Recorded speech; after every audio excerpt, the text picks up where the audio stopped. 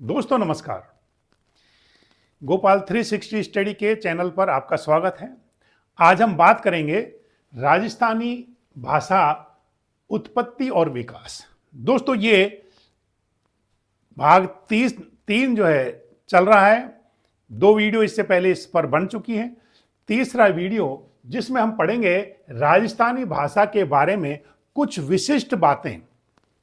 राजस्थानी भाषा का सबसे पहले प्रयोग कहाँ हुआ, इसकी उत्पत्ति कैसे हुई, और इसके अलावा राजस्थानी भाषा की और 2 कौन सी अलग भाषाएं किन रूपों में हैं, इनके बारे में पढ़ेंगे। तो राजस्थानी भाषा के बारे में कुछ विशिष्ट जानकारी प्राप्त करेंगे।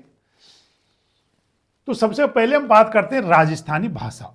दोस्तों राजस्थानी भाषा, राजस्थानी शब्द बाद में प्रयुक्त हुआ। सबसे पहले इसका प्रयोग हुआ मरु भाषा के रूप में। सबसे पहला जो राजस्थानी के लिए प्रयुक्त जो शब्द था वो था मरु भाषा, और ये मरु भाषा 8वीं शताब्दी में उद्योतन सूरी ने एक रचना लिखी थी, कुवले माला।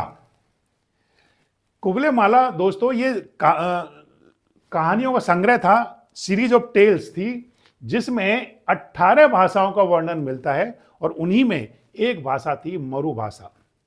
तो सबसे पहले राजस्थानी जो भाषा का किस रूप में उल्लेख हुआ है, मरु भाषा के रूप में उल्लेख हुआ है।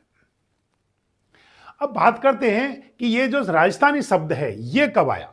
तो दोस्तों सर्वप्रथम राजस्थानी शब्द है वो आया राजभाषा के रूप में। और राजभाषा के रूप में कब आया था ये? जॉर्ज अब्राहम गियर्सन की पुस्तक लिंग्विस्टिक सर्वे ऑफ इंडिया 1912। सर्वप्रथम राजस्थानी शब्द राजभाषा के यानी स्टेट लैंग्वेज के रूप में जॉर्ज अब्राहम गियर्सन द्वारा लिखित पुस्तक लिंग्विस्टिक सर्वे ऑफ इंडिया में प्रयुक्त हुआ 1912 ईस्वी में। तो दोस्तों सबसे पहले जो है राजस्थानी शब्द आया था लिंग्विस्टिक सर्वे ऑफ इंडिया में, सबसे पहले इसका वर्णन किया है, यानी शब्द पहले आया है। और ये किसने लिखी थी? जॉर्ज अब्राहम गियर्सन, इसने लिखी थी लिंग्विस्टिक सर्वे ऑफ इंडिया। अब दोस्तों बात करते हैं कि जो मरु भाषा है ये किस रूप में थी। तो देखिए 1450 ईस्वी से राजस्थानी जो भाषा है वो मरु भाषा का मतलब डिंगल के रूप में विकसित हुई। राजस्थानी भाषा के 2 रूप हैं, डिंगल और पिंगल। तो 1450 ईस्वी में तो ये किस रूप में आई थी? डिंगल के रूप में आई थी। मरु भाषा डिंगल के रूप में आई थी। इसके बाद 16वीं शताब्दी में यही भाषा स्वतंत्र भाषा के रूप में विकसित हुई। तो दोस्तों प्रश्न यहां पर बनता है कि राजस्थानी भाषा स्वतंत्र भाषा के रूप में कब विकसित हुई? उत्तर है 16वीं शताब्दी में। इसी तरह से राजस्थानी शब्द सबसे पहले राजभाषा के रूप में कहां प्रयुक्त हुआ? तो जॉर्ज अब्राहम गियर्सन द्वारा लिखित पुस्तक लिंग्विस्टिक सर्वे ऑफ इंडिया में प्रयुक्त हुआ। और मरु भाषा का सबसे पहले उल्लेख कहाँ हुआ? ये हुआ था कुवले माला में, जो 8वीं शताब्दी में किसने लिखी थी? उद्योतन सूरी ने, सीरीज ऑफ टेल्स के नाम से। और दोस्तों ये जो है जालौर में लिखी गई थी। अब बात करते हैं कि दोस्तों ये 2 जो भाषा हैं डिंगल और पिंगल, ये क्या है?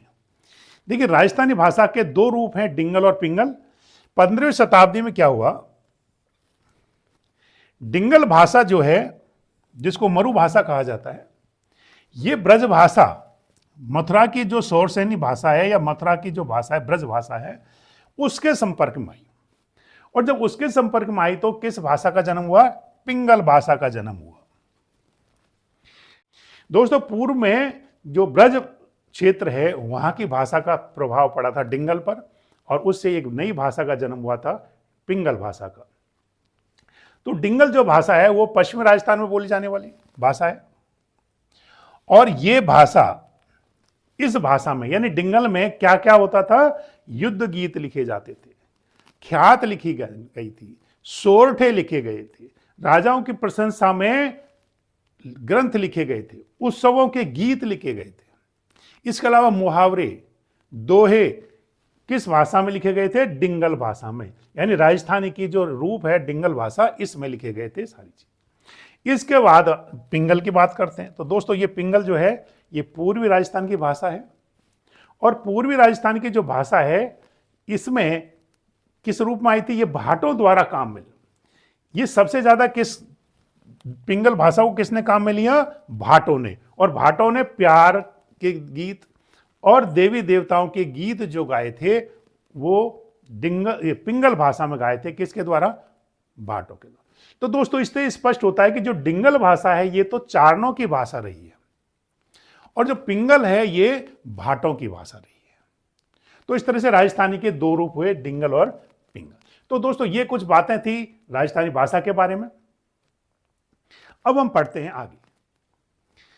अब दोस्तों बात करते हैं राजस्थानी भाषा का विकास क्रम क्या रहा।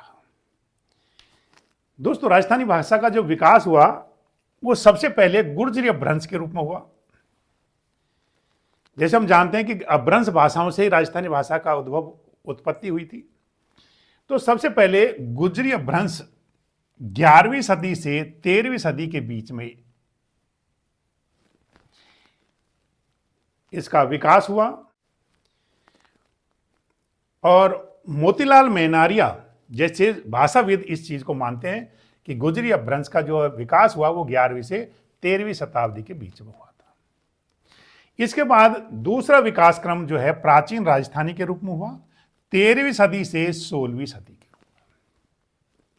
दोस्तों प्राचीन राजस्थानी जो है 13वीं सदी से 16वीं सदी में, इसमें ज्यादातर जैन साहित्य लिखे गए।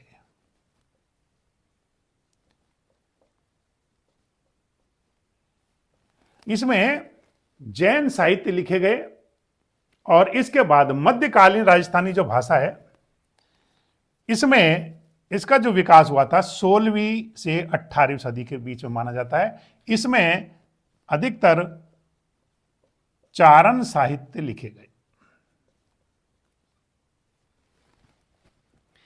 तो चारण साहित्य 16वीं से 18वीं सदी के बीच में लिखे गए थे। और इसके बाद चौथा जो है वो विकास क्रम है आधुनिक राजस्थानी का जो विकास हुआ वो 18वीं शताब्दी से अब तक जो विकास हुआ वो आधुनिक राजस्थानी के रूप में माना जाता है। तो दोस्तों इस तरह से इसके 4 खंडों में इसका विकास क्रम हमने देखा।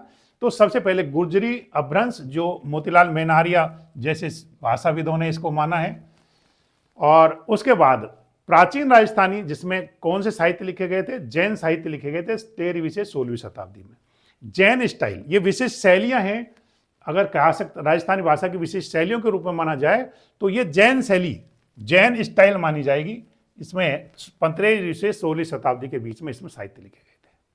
मध्यकालीन राजस्थानी 16वीं से 18वीं शताब्दी के बीच में विकसित हुई चारण साहित्य, यानी चारण स्टाइल ही बोल सकते हैं इसको, या चारण साहित्य इस समय सबसे ज्यादा लिखे गए थे।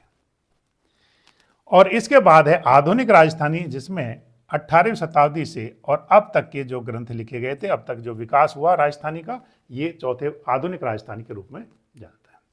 तो दोस्तों ये विकास क्रम रहा राजस्थानी भाषा का। अब राजस्थानी भाषा के बारे में थोड़ी सी और बात करते हैं कि प्राचीन राजस्थानी की जो पश्चिमी भाषा है, मरु भाषा जिसको हम कहते हैं, इसका जो वैज्ञानिक अध्ययन किया था,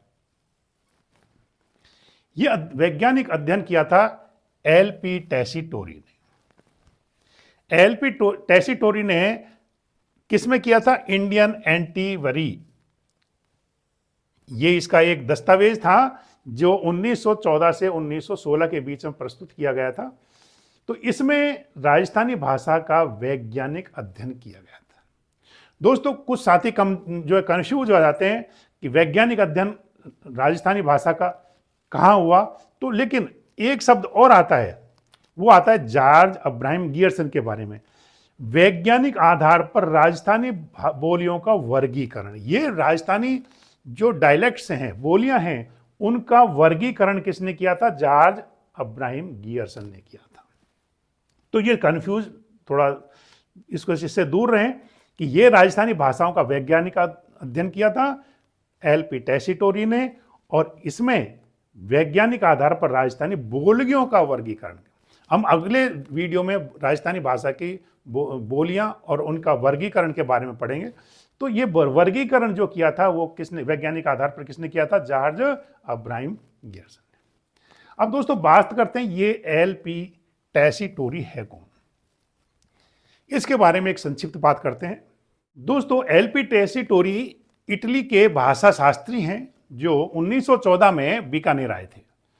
और बीकानेर के महाराजा जो गंगा सिंह है, इन्होंने चारण साहित्यों और पश्चिमी भाषा का सर्वेक्षण और संग्रहण के लिए इनको आदेश दिया था, जो इन्होंने इंडियन एंटीवरी में एक दस्तावेज तैयार किया था और उसी में इन्होंने राजस्थानी भाषा का वैज्ञानिक अध्ययन किया था। तो दोस्तों ये इटली के भाषा शास्त्री थे, 1914 में बीकानेर आए। इसके अलावा एशियाटिक सोसाइटी ऑफ बंगाल ने भाषाई सर्वेक्षण के लिए इनको बुलाया गया था। तो इन्होंने 1914 में आकर के जो चारण साहित्य है उसका सर्वेक्षण किया, उनका संग्रहण किया, जगह जगह घूम घूम करके। तो ये एल.पी. टेसीटोरी है, इन्होंने ही प्राचीन राजस्थानी जो पश्चिमी भाषा है उसका वैज्ञानिक अध्ययन किया था। दोस्तों ये वीडियो आपको कैसी लगी? अगर ये आपको वीडियो अच्छी लगी तो आप इसको लाइक करें, सब्सक्राइब करें ताकि हमें भी मोटिवेशन मिले और आपका दिन बहुत शुभ रहे। जय हिंद, जय भारत।